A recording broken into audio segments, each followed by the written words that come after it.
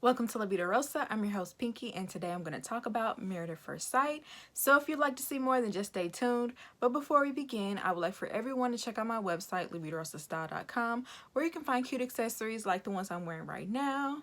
Don't forget to like, comment, and subscribe. And without further ado, let's get into this video. Okay, y'all, so this was a pretty good episode, even though not much drama happened. I actually like episodes like this where the couples are just, living, getting to know each other, and just seeing where they are compatibility wise. This was a pretty good episode for some, not as good for others, but let's just jump into it. I'm gonna start with Amani and Woody. Okay, so we see Amani and Woody at the nail shop. They're getting their manis and pedis done. Amani really liked the fact that Woody is comfortable enough to get pedicures. She says she likes having someone there with her and spending time together. So that was a cute moment. Finally, on this episode, we see the experts stepping in a little bit and giving the couples different prompts about love and discussing, deeper topics to get them to really, delve deeper and get to know each other a little bit better, because a lot of this have been very surface. So Amani and Woody start talking about love, and Woody says that he's been in love twice and that he knows he's in love when he constantly thinks about the person. He does things that he wouldn't normally do. He makes her favorite meal, massages her scalp. He just really wants to see her smile. Amani notices that as he's saying things that make him feel like he's in love, she realized that these are all things that he's done for her. And so she says that to him, and he's like, well, I have love. I love you and I have love for you. I don't know if he necessarily meant he's in love, because we know there's love, there's in love, but he professed that he had love for her. And she says she can't say she's in love with him just yet. She likes him, but she's stopping herself because she's scared. Every time she's ever loved someone, it ended up hurting her in the end. So she's very hesitant and apprehensive to just, letting herself fall for Woody.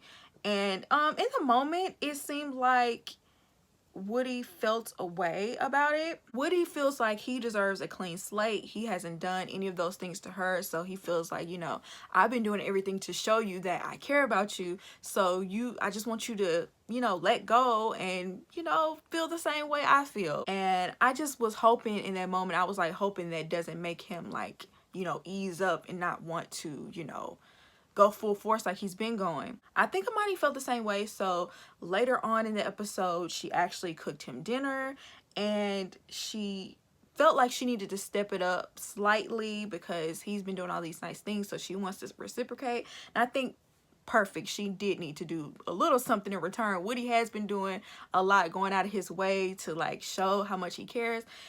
She does need to reciprocate at some point. So he was really surprised when he walked in the door and saw that she had cooked dinner and just had everything laid out, and he was just really excited that she actually was doing something to show how she feels about him too. So towards the end of the dinner, they start flirting with each other, and he was just saying how she always tempts him, and she was like, you would be tempted even if I had on a burqa. And he was like, I just get some ketchup and mustard and sop you up. And I'm just like, what? Me and Amani were confused, what are you talking about? But he thought she said burger. He thought she said burger. But she was like, what are you talking about?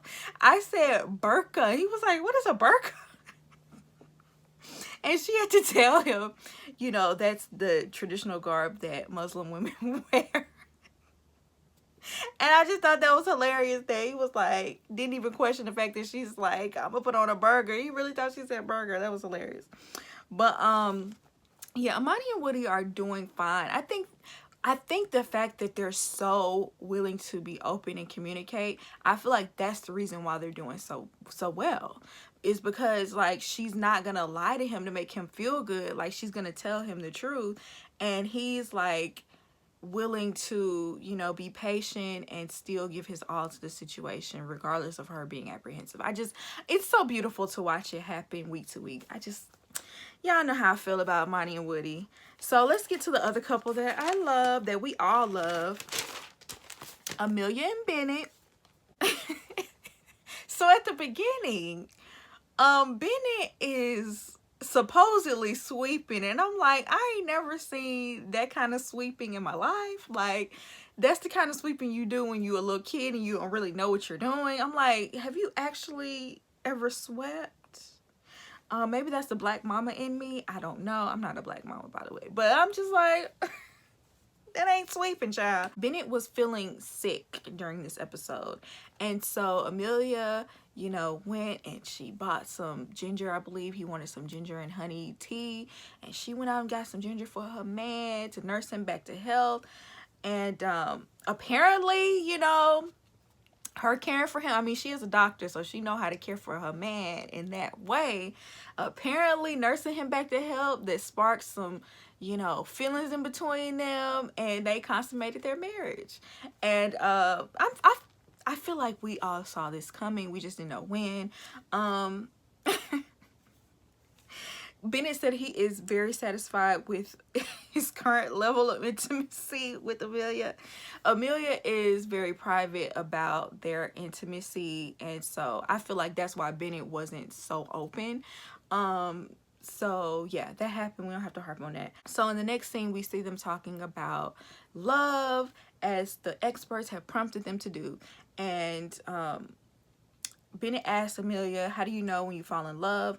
Amelia says you feel love, joy, romance, and compatibility in the beginning, and once you start going a little deeper, once you feel connected and intertwined, that's when she feels love. Bennett has such a way with words. I have to say this, like, every time he gives like an answer to one of these things, it's just so poetic. Bennett says he knows he's falling in love if he feels at ease but passionate, comfortable communicating with the person, and feels as if the person is receptive, and also if the person obviously feels the same way towards him. And yeah, like, she might not feel comfortable talking about intimacy, but she definitely feels comfortable talking about love, and especially with Bennett. And it's just so cute how they could just be themselves with each other and be super goofy, and you know, their relationship is almost childlike in that they don't play any games. Like, you know how kids, they just are themselves. They don't know how to, you know, perform necessarily unless they're, you know, taught to be that way. Kids are just like pure emotion, pure, you know, no motives behind it. They just throw their feelings out there without any sort of, you know, hesitation. And that's exactly how Amelia and Bennett are with each other. Very similar to Woody and Amani. That's why I feel like both of them are doing well, because they're just being so open with one another. I don't think it was Bennett's was it Bennett's birthday? I'm not sure if they made that clear, but Amelia stayed up all night with her friend to make Bennett a cake and to plan a special day with him full of surprises. Bennett ended up walking into the kitchen and seeing this cake, and mind you, this cake is a very odd looking cake. I think it's supposed to be Bennett. And they made a nose out of an apple, which I thought was actually really creative, but it was just a very odd cake that I've never seen before. And they ended up putting cotton candy for hair. Creative, but a little different, just like Amelia and Bennett. So one of her surprises is that she got him a matching outfit with hers, and she's going to teach him how to slacklining, which is sort of like tight-roping. So as she trying to teach him, like, he literally almost fell and broke his leg about 5 times. And she was just so positive about it. She was like, yeah, that felt great. That felt really good, Bennett. Great. Like, she was just so encouraging. I'm just like, okay, that might have felt great to you, but that ground ain't gonna feel great if you fall. But she was very supportive, holding him up. You know, her and Bennett are about the same size. And finally, in this last scene, they're like cooking and, you know, about to have a meal with each other. And Bennett brings up the fact that somebody need to clean the bathroom. And I'm just like, yeah, every time we turn around, it's something with cleanliness and personal hygiene going on with them. Bennett more so on the personal hygiene aspect, because he had on some dirty socks and he said he needed to borrow some of hers. I'm just like, Bennett, go get you some socks. You ain't got an extra few dollars to go get you a 10-pack of socks real quick? Get you some from Walmart. And yeah, Amelia seemed like she just don't like to do chores around the house. She don't like to really clean. They asked her what is something that she wouldn't mind doing, like a chore. And she's like, oh, going to get the mail. It's like, girl, that is not a chore. That is not a chore. That is not a chore. So I think Bennett kind of got a whiff of that because they asked him what he doesn't mind doing. He's like, I don't mind, you know, cleaning the house. If I'm living here, I'll clean up. So they're going to do like a chore, like a weekly chore wheel draft thingy where they each, you know, pick something every week. I like how they came up with a solution really easily, no arguing, which we knew they weren't gonna do. Let's move on to Olivia and Brett, which it's like they're becoming cringy for me. Like, it's just becoming like pulling teeth with both of them. If it's not one, it's the other, or both at the same time. It's just like, y'all gonna have to compromise at some point. I hope you know that. So they're working on the task that the experts gave them about love, and Brett is just not taking it serious enough. As usual, he's being super sarcastic. I mean, Brett is just like, Olivia's just gonna have to find the humor in whatever we do because that's just how I am. I mean, he's just acting like he's a regular king of comedy. I didn't know you was Steve Harvey, Cedric the Entertainer, Bernie Mac. Okay, like, I didn't know you was hilarious, that she just had to keep up with your humor. Like, I didn't understand why he just couldn't be serious for the moment. A lot of that is a defense mechanism. I felt that when I first saw Brett, that was a defense mechanism, that sarcasm and, you know, joking about everything. And I think he does it to like put up a wall and push people away. He doesn't want to, you know, really open up and show his true self. So it's like that, you know, stupid joke thing that his family does. And it's annoying. If I was Olivia, I would be very annoyed. We're supposed to be taking this serious, and here you go making jokes. And then I tell you, well, I want to take it serious, and you continue to make jokes. Anyway, she asked him, when do you know you're in love? And Brett just had a long pause, like he really couldn't think of anything. And she said, well, you know, it's a feeling that sneaks up on you and, you know, you just know.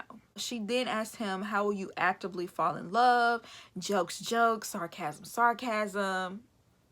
You know, how is she really supposed to get to know him if he's constantly joking?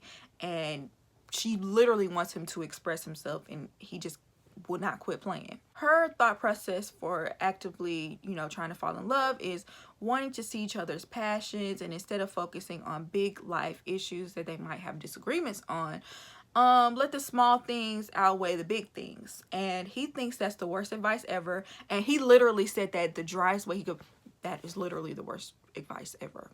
And I'm like, mind you, I low-key agree with his sentiment.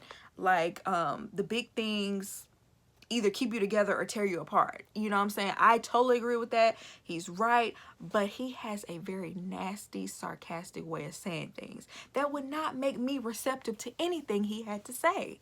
Like, I agree with you, Brett, but I disagree with how you say it. Really, honestly, communication, a lot of it is how you say it, not even necessarily what you're saying. How is she supposed to be receptive if you're being so nasty about it? Who hurt you? I forgot. We know who hurt you. Your ex who cheated on you. But don't take that out on Olivia. She didn't do that. Anyway, so Amani and Olivia are really good friends because they're the only people that we see meet up outside of, you know, group settings. Amani feels Woody brings her out of her comfort zone, and she, you know, she feels good about that. It's a positive thing for her. Olivia feels like Brett has a lot of energy and he's always like, you know, geeked and happy. And it's kind of like a negative for her because she become home stressed and not always in the mood for that. And I think what Brett needs to do is learn a little bit from Miles. If she's coming home stressed, you should be doing certain things to help her de-stress. But she also needs to communicate that with him. Amani says she, you know, she feels the butterflies with Woody, and Olivia says she's, you know, very slow to being attracted to this man, and I can see why. He does a lot of things that would turn off any woman. She doesn't have the butterflies. And she also says he doesn't talk and doesn't think that he really wants to share his business. And I'm wondering, is that like just on camera or behind the scenes? I'm not sure. But Amani says that Woody says that when he be around Brett, it frustrates him because he only gives politician answers. And like he's not really being real, while everybody else is kind of like putting it out there. At the end of the day, they have major differences. Like when it comes to children, finances, those are some of like the biggest deal breakers that you can have in a relationship. And it's like she doesn't understand why they're matched. And I think we're all sitting up here looking at the screen like we don't get it either, Olivia. We're all on the same page with that. So later on in the episode, we finally got to do an outing with Olivia, something that she likes to do, you know, just get out there and, you know, do little different activities to, you know, get out the house and make memories. So they went on this swamp boat tour. And, you know, from the beginning, he's like calling it stupid. Like they told them that if you said a certain thing, called out to the alligators, they would come. I don't know why you want an alligator to come to you, but they were doing it, and he felt stupid because Brett just is so worried about what everybody thinks. He can't even let himself go and be a little goofy, even though he claims to have such a big sense of humor. He can't even let himself look a little goofy because he's so worried about looking stupid. And you actually make yourself look stupid anyway. So when they're doing that little confessional about, you know, talking about the little trip, he was like, yeah, I love lame dates. Like trying to downplay something that obviously she was excited to do. And then while they were like on the boat and the guy was like, he was saying like some little corny jokes, nothing more corny than what Brett says. He really didn't have any sense of humor like in the beginning for someone who likes to joke and claim, you know, to be so funny. He couldn't even really, you know, humor this man. He's an older guy. Of course he's making corny jokes. He's trying to give y'all a good time. I mean, he really just sitting up there with his mouth poked out like, I told you they were sedentary. They don't do nothing. This ain't nothing to see. I don't care about none of this. Shut up. I mean, he really had a nasty attitude in the beginning. He finally loosened up towards the middle when they actually brought out animals. You could tell Brett is a big animal person, just like Olivia. So that is somewhere where they really, you know, connect. So finally, that poor attitude he was exhibiting and his criticism for everything dried up. And he was able to enjoy something.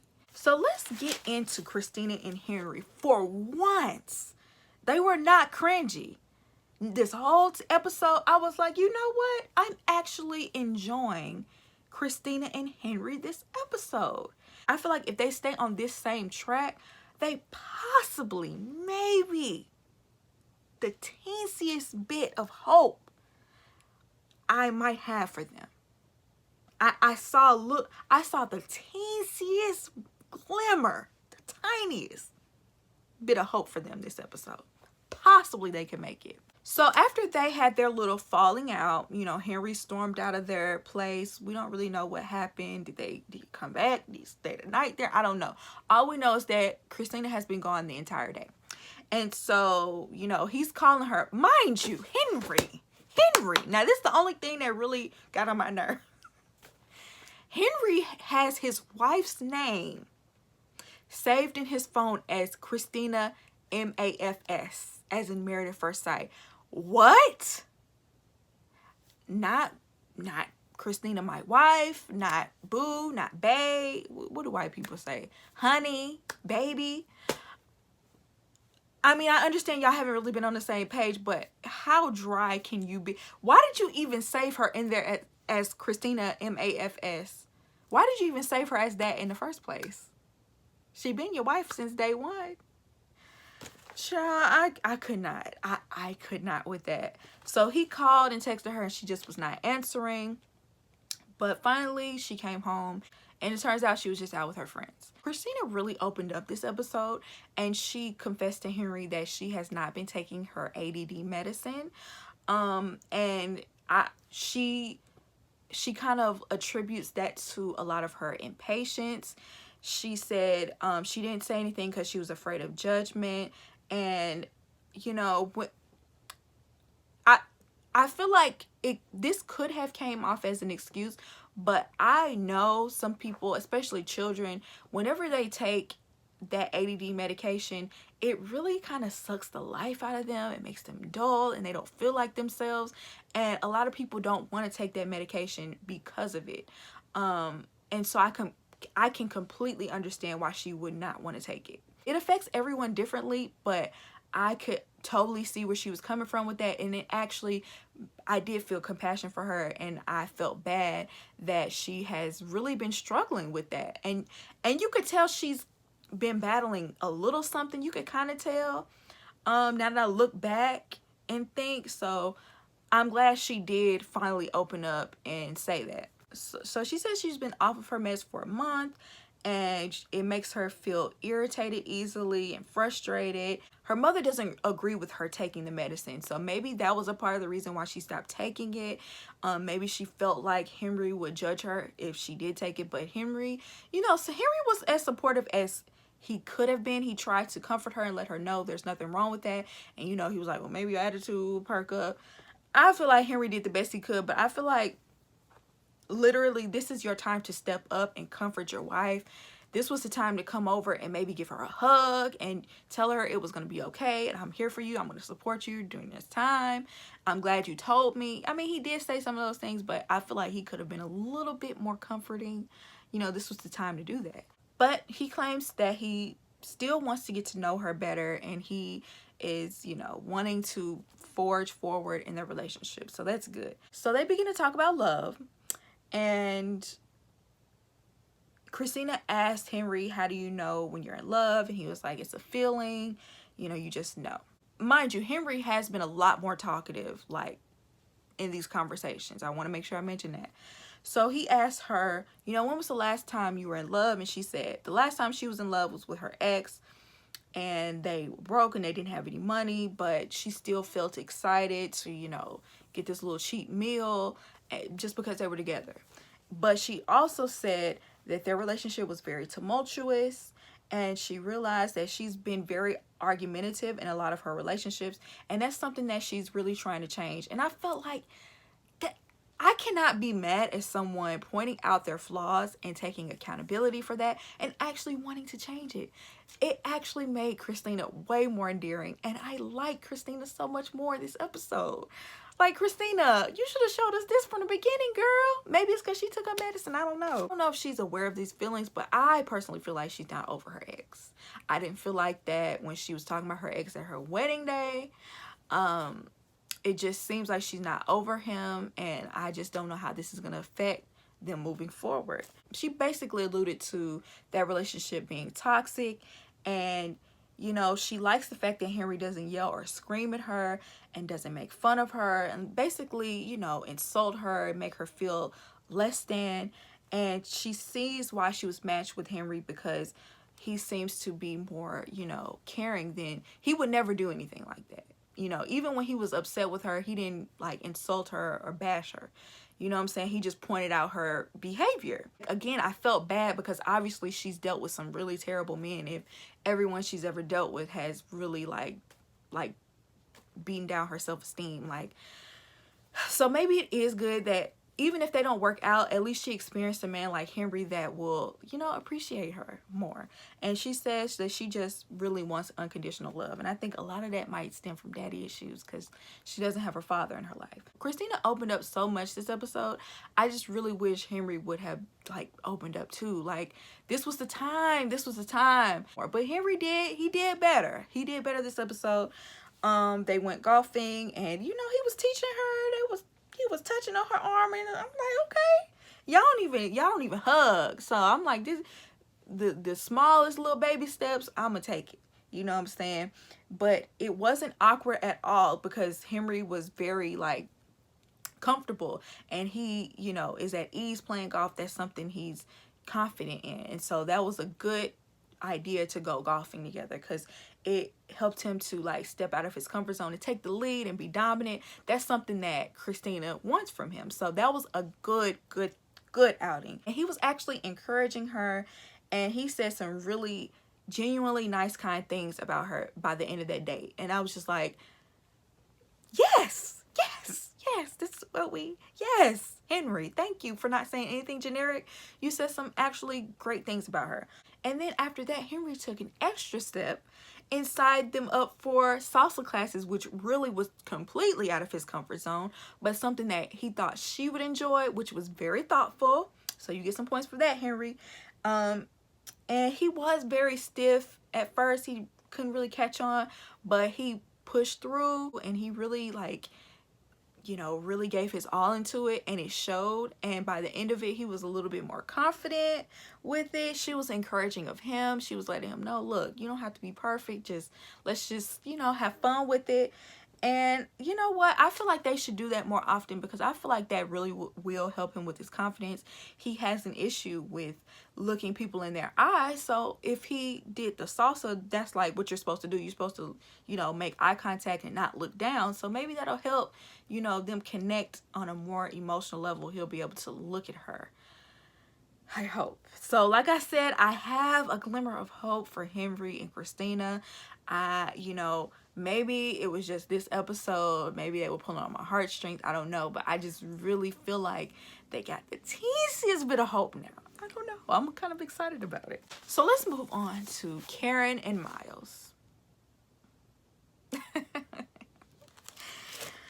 Oh, Karen.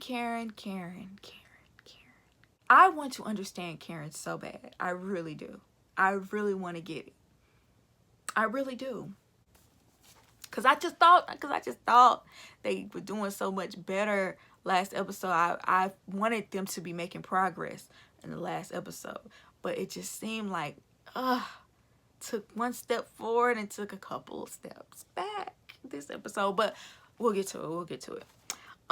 So we open the episode and Miles is literally working on Karen's car that has not been running, and he literally fixed it. Like, he got her car to start, and I'm just like, he at least deserves a kiss. He at least deserves, you know, a cuddle, something. He fixed your car, girl. You didn't have to go to the shop. You didn't have to, you know, have these mechanics trying to scam you out of a bunch of extra money. You got a man in the house. Come on now. Come on, Miles, fixing cars. We love a man that can fix cars. If that ain't masculine, what is? What is, Karen? If that ain't masculine, that just hit me. That's like one of the most masculine things a man can do is fix a car.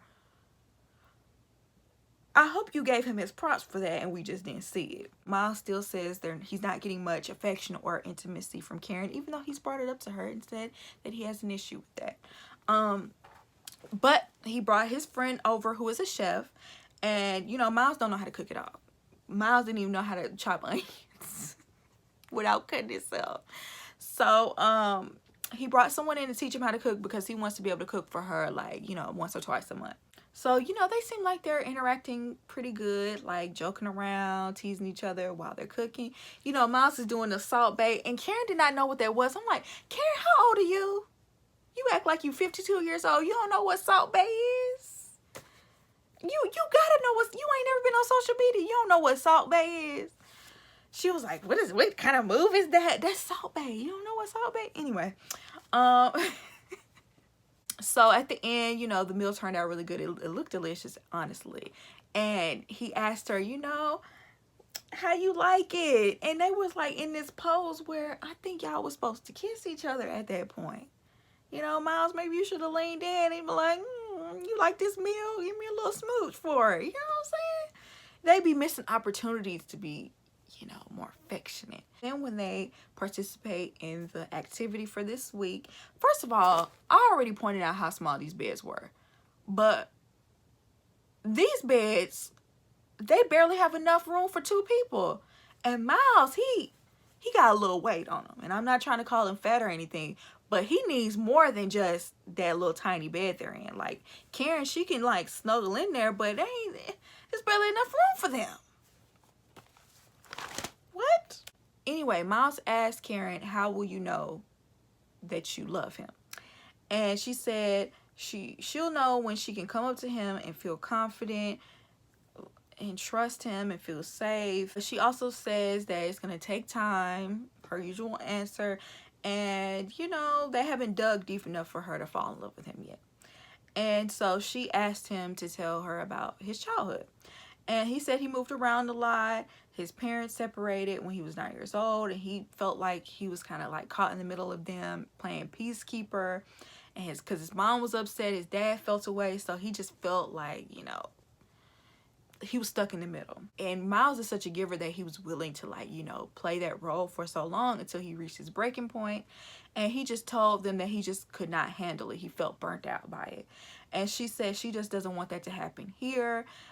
She doesn't want him to always please without serving himself and burning out as a result. And honestly, I think that's a very valid thing. That's something that Pastor Cal brought up. And, you know, that's something that does need to be talked about and discussed. And that's something that Miles does need to, you know, address and make sure that that's not happening. Karen says she gets turned off when it's too much too soon. And she says she wants a gradual and organic connection. And she just really, she feels like Miles is too good to be true. She said he's constantly saying things like, you know, what do you need? What can I do for you? And she feels like it's coddling because he actually cares about her feelings and actually, you know, wants to be the helpmeet that you would want in a partner. And her going on that tangent about, you know, not needing to be coddled and him always, you know, asking her these things and will he keep it up? It made me realize Karen doesn't even realize that you can actually have a man that caters to you in that way and not have an ulterior motive and literally loves you enough to do those things. I don't think she realizes she deserves I don't think Karen realizes she can actually have that and she deserves it. You know what I'm saying?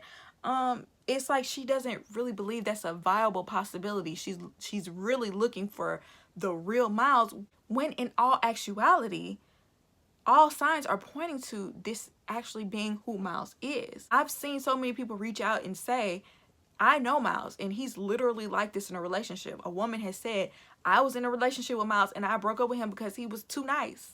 So this is literally him. She's looking for every reason to push this away when these are some of the best qualities you could have in a mate, especially a husband. When do you find an emotionally intelligent man? But I think Miles is gonna make a believer out of her. He told her, he's like, you gonna see, it's only gonna get better. You think I'm good now? Wait till I really get in my bag. That's what Miles was basically saying. I think he really is gonna win her over that way. So the next scene, they go grocery shopping. They start talking about feelings because Miles is he likes to talk about feelings. He wants to know where her head is at all times. You know what I'm saying? He's constantly checking on her and trying to, like, you know, get to know her better. She says it throws her off that he can express his feelings. And, you know, it just comes off like she's being closed-minded. They keep playing this confessional where she says he's not being masculine. A few episodes ago, they made it seem like she was talking about his mental illness. But I'm like, well, are you talking about him being able to express his feelings? Because if you are talking about that, you straight up lied when he asked you, do you think feeling your feelings and being emotionally intelligent does not equal masculine? And she said no, but maybe she's just trying to not hurt his feelings. But the thing is, Karen, you have to be more honest. If you really feel that way, regardless if it makes you look bad, I feel like you should be honest. I just feel like you should be honest. Like, you're saying one thing in a confessional and it's another thing in person. And I don't know if they're doing this on purpose, if it's editing, but they can't make you say these things in the confessional and then, you know, act that way. So it just comes off not genuine at all. But she also made a good point when she said she's never experienced it, so she's not really sure how to maintain. It's like having a hairstyle and, you know, not knowing how to take care of it. And so I thought that was a good analogy. I could understand that, but I just wish she would have been a little bit more real with him in that moment. So later on when they get home, Miles wants to talk about intimacy. And clearly Miles is not trying to not consummate this marriage. Let's just say that, okay? So he's trying to, like, you know, dig a little deeper. He says anytime this subject is brought up, she gets defensive and avoidant. When he asks her a question, she's giving like these general, you know, pageant answers. I'm a grown woman, of course. I like intimacy, but we just gonna have to take it slow. But he wants specifics. He wants her to specifically tell him what she likes intimately. And she was just like, we can talk about it when we go through it. And he was like, we are going through it. I'm glad Miles stood up for himself and said, we are going through it. This is something that needs to be discussed. We're married. Why can't we have this conversation? Oh, he asked her, like, you know, how do we get there? And she's just like, it's going to happen naturally. Another vague answer. So the situation is already tense and she's very defensive. So he decides to lighten up the mood by going over to the calendar and writing on there, you know, on this day I will be having sex with my wife. She didn't really show it in the moment, but she in her confessional said that he crossed the boundary. She did not like the fact that he said that. On the next episode, usually I don't even talk about the previews for next episode, but on the previews for next episode, she was like, she felt unsafe. I'm like, Karen, don't do that. Please don't do that. Please don't be a Karen. Please. Because you know he was joking and you know ain't no way Miles was going to try to do that. He was literally trying to loosen you up because you was being so uptight. And like I said, I felt like they took some steps forward last episode. I feel like it is what it is. I don't feel like it's that much editing in the world. I really don't. Now, do I think y'all have a better relationship than what they show? Yes. But do I think that Karen is still like being very closed off and uptight and needs to open up because you signed up to go 20 on 10, so you need to be at least trying to do the speed limit. You driving like a turtle. Anyway, you guys, I'm not going to go in on Karen. I still don't want to go in on her because, you know, I know this is probably a difficult situation for her, but it can be very frustrating when you see someone trying and actually putting themselves out there and she doesn't seem to be doing the same in return. But anyway, that's it for my review, you guys. I would love to hear what you guys think down below. Tell me your opinion. Do you agree with me? Do you not agree with me? And I hope you enjoyed this video and I'll see you in my next one. Peace.